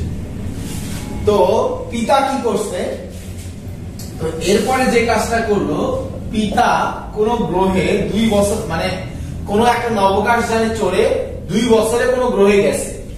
তার মানে পৃথিবী থেকে কোন গ্রহে গেছে নবকাশ যানে চড়ে, তার যাইতে সময় লাগছে 2 বছর, আর এখান থেকে এখানে চলে আসতে তার সময় লাগছে 2 বছর। এটা দিয়ে বোঝা গেছে সে কিন্তু সমবেগে যাতায়াত করছে। তাহলে যাইতে 2 বছর, আসতে 2 বছর সময় লাগছে। তাহলে তার সময় লাগলো কয় বছর? খুব ভালো করে বুঝি, 4 বছর। তাহলে তার 4 বছর পরে সে যখন পৃথিবীতে ফিরে আসলো, আমরা জানি নবকাশ যানে থাকলে হ্যাঁ বাইরের মানুষের কাছে মনে হয় অনেক দিন থেকে আসছে, আর নিজের কাছে মনে হয় হচ্ছে কম সময় থেকে আসছে, তাই না? তাহলে এই যে যখন সে পৃথিবীতে আসলো, পৃথিবীতে এসে দেখলো কি দেখলো? দেখো পৃথিবীতে এসে দেখলো যে পিতার বয়স কন্যার বয়সের চাইতে 20 বছর কম হয়ে গেছে। বুঝিয়ে পিতার বয়স কন্যার বয়সের চেয়ে 20 বছর কম হয়ে গেছে। তাহলে বয়সের ভেরিয়েশন কত হইলো? কত কম বেশি হইলো? সে একটা সময় হইলো পিতা দেখলো সে ভ্রমণ করে আসছে 4 বছর। তাহলে পিতা বুঝতেছে সে ভ্রমণ করে আসতে হলো 4 বছর। কিন্তু বয়সের ভেরিয়েশন হইছে, তার বয়স ছিল আগে নিজের পিতার বয়স ছিল 20 বছর বেশি, পরে তার বয়স হয়ে গেছে 20 বছর কম। তাহলে 20 বছর বেশি থেকে 20 বছর কম হয়ে গেল, তার মানে কত? 20 আর 20 কত? 40 বছর ভেরিয়েশন হয়ে গেল। আর মাঝখানে সে ছিল 4 বছর, তার মানে বয়সের ভেরিয়েশন 40 বছর হবে, মানে 4 আছে, তাহলে এই অন্য সময়টা হইতে হবে 44, তাই না? কারণ 20 বছর বেশি ছিল, 20 বছর পরে কম হয়ে গেছে, তাহলে বয়সের ভেরিয়েশন কত হয়েছে? মানে বয়সের গ্যাপ তাহলে কত হওয়া লাগবে? 40। মানে এখন 40 গ্যাপ হয়ে গেলে পিতার হিসেবে সেই বয়স যে সময়টা 4, তাহলে অন্য হিসেবে সেই সময়টা কত হইতে হবে? 44। অথবা আরেক সেন্সে আমরা কি জানি যে হচ্ছে স্থির সময় হয় কম আর গতিশীল সময় হয় কি বেশি। এখন স্থির সময়টা কার? পিতা যেটা হিসাব করবে নবজানের হিসাবটা, সেটা হলো কি স্থির। তাহলে এটা হলো পিতারটা হলো 4, আর পৃথিবীর হিসাবে সেই বয়সটা কত হবে? 44। তাহলে এই সময়টা হলো তোমার গতিশীল সময় বা নকল সময় হলো টি, আর আসল সময় টি নট ইকুয়াল টু কত? টি নট ইকুয়াল টু হচ্ছে 4। তাহলে এখন কিন্তু আমরা নবজানের বেগটা বের করতে পারবো। তো আমাদের ফর্মুলাটা হচ্ছে টি সমান T naught divided by root over 1 minus V square divided by C square. তাহলে V square divided by C square. তাহলে আমরা যদি একটু ক্যালকুলেশন করি, এই জায়গায় আমরা টি এর মান জানি, টি নট এর মান জানি, সি এর মান জানি, তাহলে তো শুধুমাত্র একটাই রাশি অজানা, সেটা হলো ভি। তোমরা যদি ভি এর মান বের করো তাহলে এই মানটা তোমার আসবে যথাসম্ভব, আমি যদি ভুল না করি তাহলে তোমার এই মানটা আসবে 2.9876 into 10 to the power 8 metre per second, একদম আলোর বেগের কাছাকাছি। তাহলে আমরা কিন্তু এটা সলভ করে ফেললাম। এবার আমাদের পরের অঙ্কটা দেখো। তোমরা তো মনে করো যে হচ্ছে বংশবৃদ্ধির ব্যাপার সেবার, জীবাণুর ব্যাপার সেবার শুধুমাত্র বায়োলজিতেই থাকে, তবে বুয়েট ভর্তি পরীক্ষায় বায়োলজি না থাকলেও এই বায়োলজি রিলেটেড কোশ্চেন চলে আসে। তো ব্যাপারটা কেমন যে তোমার এখানে এক প্রকার জীবাণু আছে, সেই জীবাণুটা 20 দিনে বংশবৃদ্ধি করে।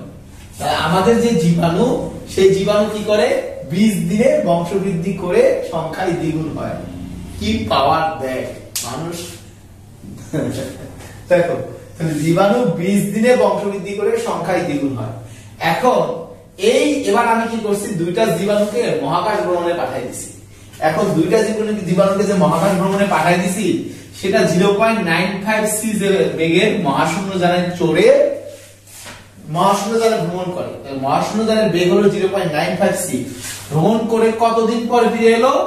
1000 দিন পরে ফিরে এলো। এই 1000 দিন পরে ফিরে এলো, এটা কার হিসেবে? এটা তো আমি বাইরে থেকে হিসাব করছি, তার মানে এটা হলো পৃথিবীর হিসেবে। তাহলে ঘটনাটা ঘটতেছে কোথায়? ঘটনাটা ঘটতেছে হলো নবকাশ যানে। আমি এই যে সময় হিসাব করতেছি কার? যে নবকাশ যানে আছে তার, তাই না? আর হিসাব করতেছি কার হিসেবে? পৃথিবীর হিসেবে।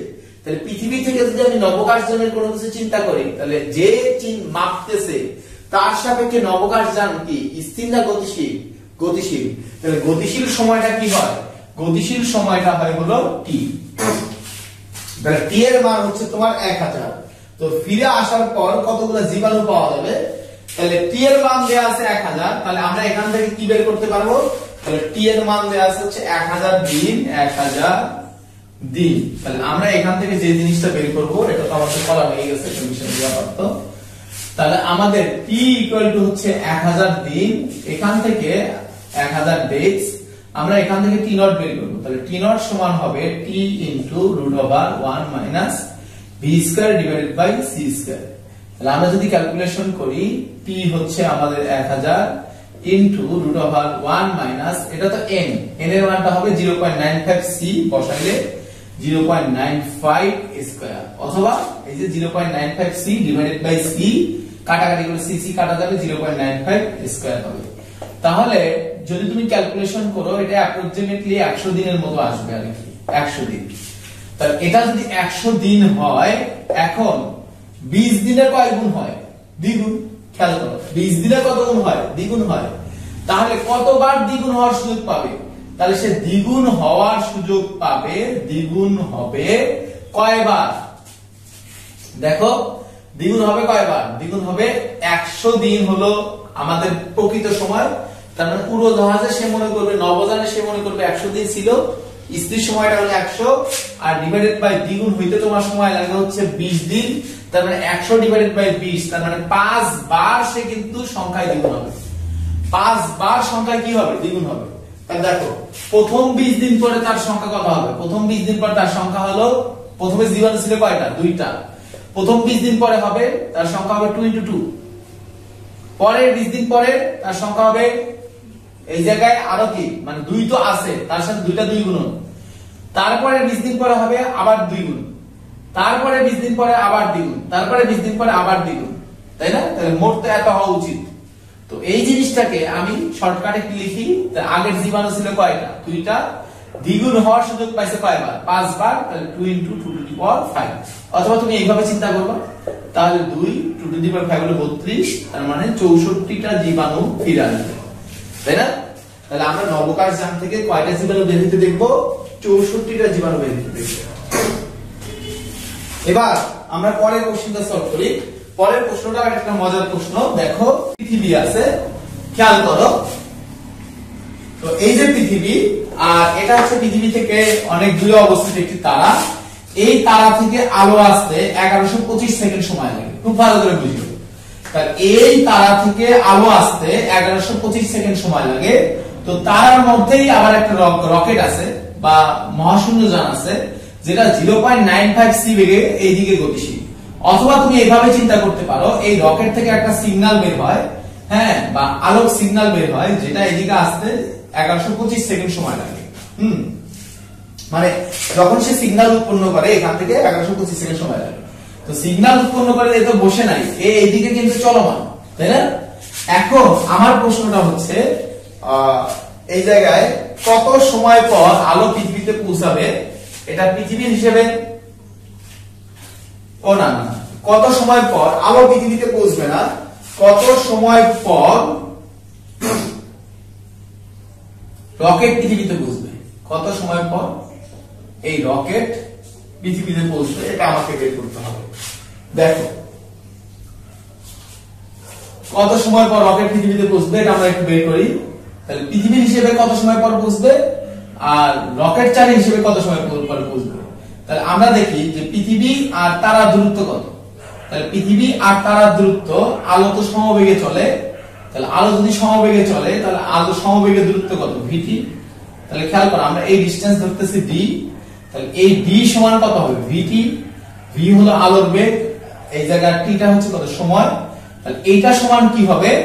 তাহলে পৃথিবীর হিসেবে সে তো, তুমি তো দেখতেছো, সে 0.5c বেগের মহাশূন্যযানে করে চলে আসতেছে, 0.5c বেগের মহাশূন্যযানে করে চলে আসতেছে। তাহলে তার চলে আসতে সময় লাগবে কত?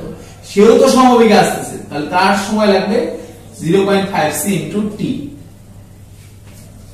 খেয়াল করো যে এখানে এই জায়গায় ধরলাম রকেটটা এখানে আসতে t সময় লাগবে, তাহলে তার অধিকাংশ দূরত্ব কত হবে? 0.5c × t হবে না? কিন্তু এই t আর এই t কিন্তু সেম না। এই t টা হলো আলো পৌঁছার সময়, তাহলে আলো পৌঁছার সময় কত? 1125 সেকেন্ড। তাহলে এই t এর মান হলো 1125। তাহলে আমি যদি আলোর বেগের সাথে 1125 গুণ করি, তাহলে আমি এই দূরত্বটা পেয়ে যাচ্ছি। আবার রকেটের বেগের সাথে আমি যদি রকেটটা পৃথিবীতে পৌঁছার সময় গুণ করি, তাহলে কিন্তু আমি এই দূরত্বটা পাচ্ছি। এখন এই ডিসটেন্স আর এই ডিসটেন্স তো অবশ্যই কি হবে? সমান হবে। তাহলে আমরা ক্যালকুলেশন করে এখানে কিন্তু t এর মান বের করতে পারি। t এর মান হবে 1125 ডিভাইডেড বাই 0.5, ক্যালকুলেশন করলে হবে 2250 সেকেন্ড। তাহলে পৃথিবীর হিসেবে, পৃথিবীতে যে আছে সে বলবে 2250 সেকেন্ড পর রকেট পৃথিবীতে পৌঁছবে। কিন্তু রকেট চালিও কি তাই বলবে? রকেট চালি বলবে যে না, হ্যাঁ, রকেট চালি বলবে না। কেন না বলবে? তুমি একটা জিনিস চিন্তা করো, রকেট তো এইদিকে গতিশীল, তো রকেটের যেহেতু এইদিকে বেগ আছে, রকেটের যাত্রীর কাছে মনে হবে সময়টা আরো কম। তুমি বেসিক সেন্সে তুমি চিন্তা করো। আর অথবা এবার তুমি চিন্তা করো, এবার দেখবে কে? রকেট চালি। খুব ভালো করে বুঝো, দেখবে কে? রকেট চালি। আলো বেরিয়েছে কোথা থেকে? রকেট থেকে বেরিয়েছে বা তারা থেকে বের হচ্ছে। তাহলে এই যে রকেট চালির নিকট ঘটনাটা কি? রকেট চালির নিকট ঘটনাটা কি? রকেট চালি রকেটে আছে, আলো বের হচ্ছে কোথায় থেকে? রকেট থেকে। তাহলে রকেট চালির নিকট ঘটনাটা হলো স্থির। তাহলে রকেট চালির সময়টা হবে আমাদের টি নট। তাহলে রকেট চালির সময়টা হবে হচ্ছে আমাদের টি নট। আর তাহলে এই সময়টা আমরা যেটা বের করলাম সেটা কত, টি। তাহলে টি নট সমান কত, টি ইনটু গামা। কারণ স্থির সময় হয় কম, স্থির সময় যদি কম হয় তাহলে আমাকে গামা দ্বারা গুণ করতে হয় 1 minus V square divided by C square. তাহলে পি এর মান হচ্ছে সেটা কত, 2250 ইনটু রুট ওভার 1 মাইনাস ভি এর মান হলো 0.5 C divided by C whole square করলে আমাদের মান চলে আসবে। তো আমরা লাস্ট কোশ্চেনটাকে সলভ করতে চাই এই টপিকের। তো এই টপিকের আমরা শেষ প্রশ্নটা সলভ করব। তাহলে দেখো এটা আমরা কিভাবে সলভ করি। তো এবার তুমি একটা জিনিস চিন্তা করো যে এখান থেকে আমি একটা সিগন্যাল পাঠাচ্ছি, এবার সিগন্যাল পাঠাচ্ছি হলো পৃথিবী থেকে। খুব ভালো করে বুঝিও, আমি পৃথিবী থেকে সিগন্যাল পাঠাচ্ছি এবং এখানে রকেটটা শুরুতে যখন আমি সিগন্যাল পাঠাচ্ছি, রকেট আমার এখান থেকে কত মিটার দূরে ছিল, আমার এখান থেকে 5 × 10⁸ মিটার দূরে ছিল। তাহলে তুমি একটা জিনিস চিন্তা করো, এই যে আমি যে সিগন্যালটা পাঠাবো সেটা সামনের দিকে এইটুকু দূরত্ব পৌঁছতে পৌঁছতে রকেট তো আরেকটু সামনের দিকে যাবে। তার মানে এই সিগন্যালটা যদি রকেটে পৌঁছতে হয়, এই সিগন্যালটা যদি রকেটে পৌঁছতে হয় তাহলে এই সিগন্যালটা কি শুধুমাত্র এতটুকু দূরত্ব অতিক্রম করলে হবে না, এতটুকু আলো এই দূরত্ব অতিক্রম করতে করতে রকেট আরেকটু সামনে চলে যাবে না? তাহলে আলোর কিন্তু অতিক্রম করা লাগবে আমাদের এই ডিসটেন্স। সাপোজ এখানে যখন রকেটটা আসবে, রকেট যখন এখানে আসবে তখন আমরা কি করতে পারবো, সিগন্যাল পৌঁছতে পারবে। তাহলে আমরা এই ডিসটেন্সটা ধরলাম হলো d1, আর আমাদের এই ডিসটেন্স কত দেওয়া আছে, d হলো 5 × 10⁸ কিলোমিটার। এখন তুমি দেখো যে আমি ধরলাম যে এই আলোটা সিগন্যালটা পৌঁছতে t1 সময় লাগবে। সিগন্যালটা পৌঁছতে কত সময় লাগবে, t1। তাহলে d1 সমান আমরা একদিকে লিখতে পারবো আলোর বেগ হলো c, আমরা জানি দূরত্ব সমান হলো বেগ ইনটু সময়। আলো পৌঁছার সময় হলো t1, তাহলে আলো পৌঁছার সময় দিলাম আমরা হলো t1। এখন c ইনটু t1 এটা সমান আমাদের কি লেখা যাবে, এটা সমান আমরা একটা জিনিস লিখতে পারবো। সেই জিনিসটা কি দেখো, এটা এই পুরো দূরত্ব সমান কি, এই দূরত্ব প্লাস রকেটের দূরত্ব বলা যাবে না। দেখো তো দেখি এই পুরো ডিসটেন্স সমান হবে এই ডিসটেন্স প্লাস রকেটের ডিসটেন্স। তাহলে এই ডিসটেন্সটা হচ্ছে আমাদের d যোগ রকেটের ডিসটেন্স এতটুকু হবে। রকেটের বেগ কত, রকেটের বেগ এইদিকে ছিল হলো 0.6 c। তাহলে আমাদের এই দূরত্ব বের করার সময় হচ্ছে বেগ ইনটু সময়, তাই না, বেগ ইনটু সময়। তাহলে রকেটে কত সময় সামনে যাওয়ার সুযোগ পাবে, রকেটও t1 সময়, t1 সেকেন্ড সময় সামনে যাওয়ার সুযোগ পাবে, তাই না? এখন তুমি একটা জিনিস চিন্তা করো, তাহলে আমরা এখান থেকে যে জিনিসটা লিখতে পারবো সেটা হচ্ছে আমার দরকার হলো কার মান বের করা, t1 এর মান বের করা। d এর মান তো আমরা জানি, তাহলে c t1 মাইনাস d, খেয়াল করো, sorry, c t1 minus 0.6 ct1 সমান হচ্ছে d। তাহলে আমাদের দরকার হলো t এর মান বের করা। তাহলে t1 সমান হবে c minus 0.6 c equal to হলো d। তার মানে t1 এর মান হলো c minus 0.6 c divided by, তার মানে হলো 0.4 ডিভাইডেড বাই d, হ্যাঁ sorry d divided by c minus 0.6 c। Calculation করলে d এর মান তোমার দেয়া আছে 5 × 10⁸ কিলোমিটার, আর c এর মান হচ্ছে, খেয়াল করো c এর মান কত, এখানে হবে কত, 0.4 c। তার মান বসাইলে আমরা t1 এর মান পাবো। তো এখন আমার প্রশ্ন হবে যে এই পৃথিবীর হিসাবে এটা কি স্থির সময় না গতিশীল সময়, এটা তোমাকে একটু চিন্তা করতে হবে। পৃথিবীর হিসাবে সময়টা দেখো তো, এবার ঘটনাটা কোথায় ঘটছিল, আলো আমি বের করতেছি কোথায় থেকে, আমি তো দেখতেছি আলো পৌঁছা, তাই না, এখন বা সিগন্যাল পৌঁছা। তাহলে সিগন্যালটা তৈরি করছিলাম কোথায়, পৃথিবীতে, আর আমি ঘটনা পর্যবেক্ষণ করতেছি কার হিসেবে, পৃথিবীর হিসেবে। তাহলে পৃথিবী থেকে আমি পৃথিবীর ঘটনাটাকে আমি কি বিবেচনা করব, স্থির। তাহলে যে দেখতেছে তার সাপেক্ষে ঘটনা হলো স্থির। তাহলে এই যে পৃথিবীর হিসেবে যে সময়টা সেটা অবশ্যই আমাদের হলো স্থির সময়। তাহলে আর রকেট চালিত কি দেখবে ভাই, রকেট চালিত রকেটে, আর ঘটনাটা কোথায়, পৃথিবীতে। তাহলে রকেট চারি হিসেবে পৃথিবীতে কেমন গতিশীল, তাহলে তোমাকে কি বের করতে হবে, তাহলে রকেট চারি হিসেবে যে সময়টা সেটা হলো টি বের করতে হবে। আর টি বের করার ফর্মুলাটা কি, T naught divided by root over 1 minus B square divided by C square. তো এই ধরনের অঙ্কগুলো কিন্তু ভর্তি পরীক্ষার জন্য খুব খুব খুব বেশি গুরুত্বপূর্ণ। তো এই অঙ্কগুলো তোরা খুব ভালো করে প্র্যাকটিস করিস, তাহলে ইনশাআল্লাহ আপেক্ষিকতা নিয়ে আমাদের আর কোনো জটিলতা তৈরি হবে না।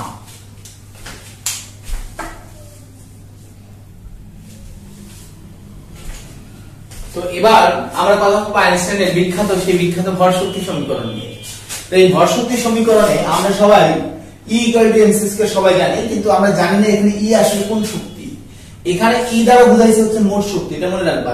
E = mc², E হচ্ছে মোট শক্তি, m হলো গতিশীল ভর, এটা কিন্তু স্থির ভর না, গতিশীল ভর। তো এই মোট শক্তি E সমান mc²।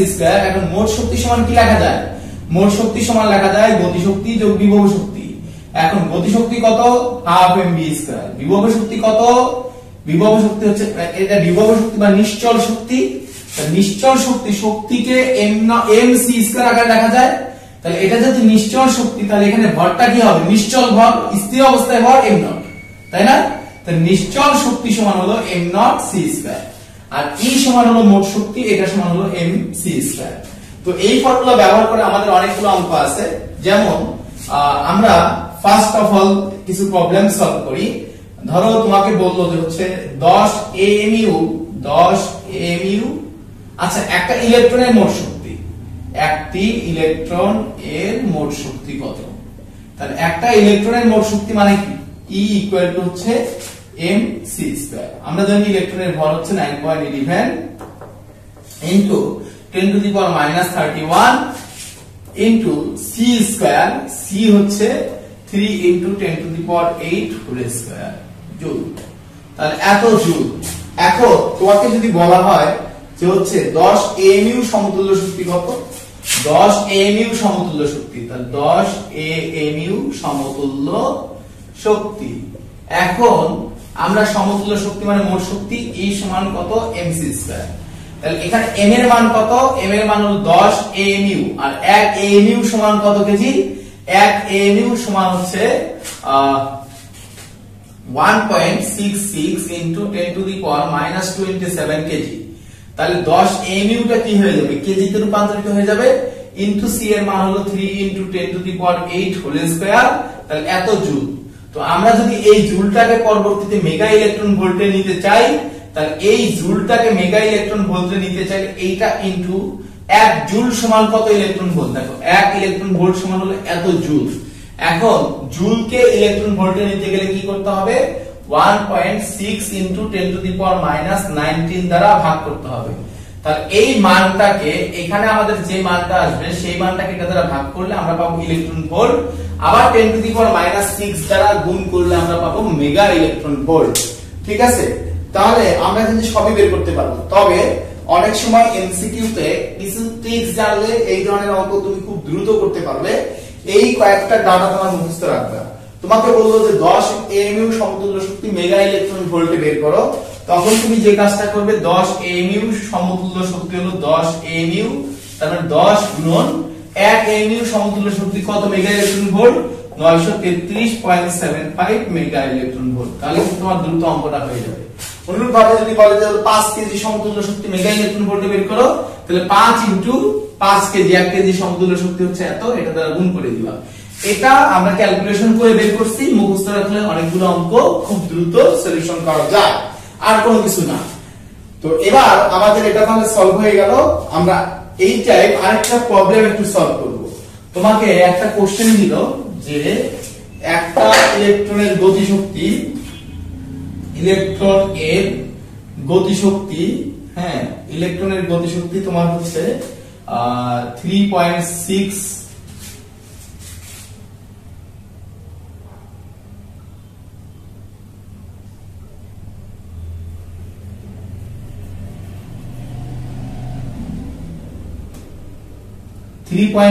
একটা ইলেকট্রনের গতিশক্তি হচ্ছে 3.6 ইনটু 10⁶ ইলেকট্রন ভোল্ট। এটা তোমাকে বলছে যে 3.6 ইনটু 10⁶ ইলেকট্রন ভোল্ট একটা ইলেকট্রনের গতিশক্তি।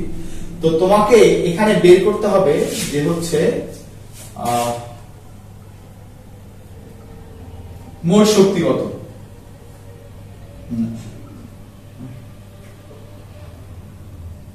তো ইলেকট্রনের গতিশক্তি তোমার দেয়া আছে, তোমার এখান থেকে আমরা এটা বের করব যে হচ্ছে, তাহলে আমরা এই জিনিসটা বের করতে পারবো যে হচ্ছে গতিশীল ভর কত, এটা বের করতে বুঝতে পারবো।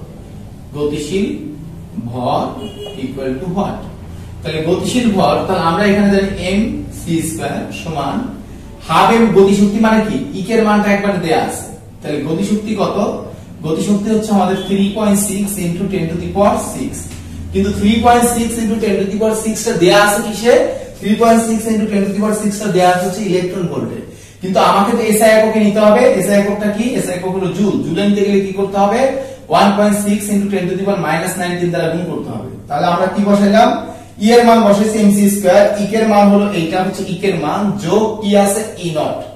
এখন তুমি একটা জিনিস চিন্তা করো, mc স্কয়ার সমান হবে 3.6 into 10 to the power 6 into 1.6 into 10 to the power -19 যোগ ই নট, মানে আমাদের ব্যবহার করতে হলো m নট c স্কয়ার।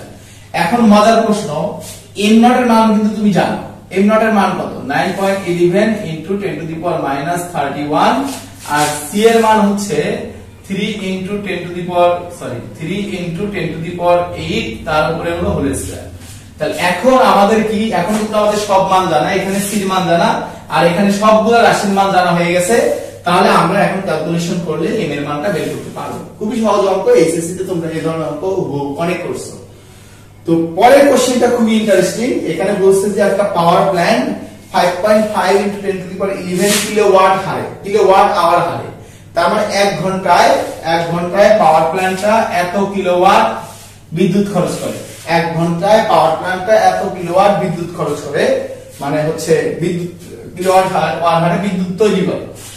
তার মানে 1 ঘন্টায় সে 5.5 into 10 to the power 11 kilowatt বিদ্যুৎ তৈরি করে। এইভাবে সে বিদ্যুৎ তৈরি করছে কত বছর, এইভাবে সে বিদ্যুৎ তৈরি করছে 1 বছর, তাহলে 1 বছর এভাবে বিদ্যুৎ তৈরি করছে। তো তোমার প্রশ্নটা হচ্ছে 1 বছরে ব্যবহৃত মৌলের ভর কত। তাহলে আগে আমি দেখি সে 1 বছরে কতটুকু শক্তি তৈরি করছে, তাহলে 1 বছরের শক্তি হবে, 1 বছরের শক্তি হবে, খেয়াল করো 1 ঘন্টার শক্তি কত, 5.5 ইনটু 10 টু দি পাওয়ার 11, এভাবে এটা তো 1 ঘন্টার শক্তি, কিলোওয়াট আওয়ার মানে 1 ঘন্টায় এত, তাহলে একদিন সমান কয় ঘন্টা, 24 ঘন্টা, 1 বছর সমান কত দিন, 365 দিন, তার মানে 1 বছরের তার শক্তি হচ্ছে এইটা, তাহলে এটা হচ্ছে তার 1 বছরের শক্তির মান, ই এর মান, তাহলে এই যে ই সমান কত, mc স্কয়ার, তাহলে এটা তো সে কোনো না কোনো মৌল পুড়িয়ে বা মৌলকে ব্যবহার করে এই শক্তিটা তৈরি করবে, তাহলে আমাকে এই মৌলটার ভর m এর মান বের করতে বলছে। তাহলে ই এর মান আমরা জানি, এই যে ই এর মান হচ্ছে 5.5 into 10 to the power 11 into 24 into 365, হ্যাঁ, ইকুয়াল টু m এর মান এটা আমরা বের করব ইনটু c এর মান হবে কত, c এর মান হবে 3 into 10 to the power 8 whole square. তাহলে এখান থেকে ক্যালকুলেশন করে আমাকে m এর মান বের করতে হবে। তো এই ছিল এই টপিকের বেশ কিছু সিম্পল অঙ্ক, কিন্তু এই সিম্পল অঙ্কগুলো কিন্তু ভর্তি পরীক্ষায় চলে আসে, সুতরাং আমাকে কিন্তু প্র্যাকটিস করতে হবে। ওকে, থ্যাংক ইউ।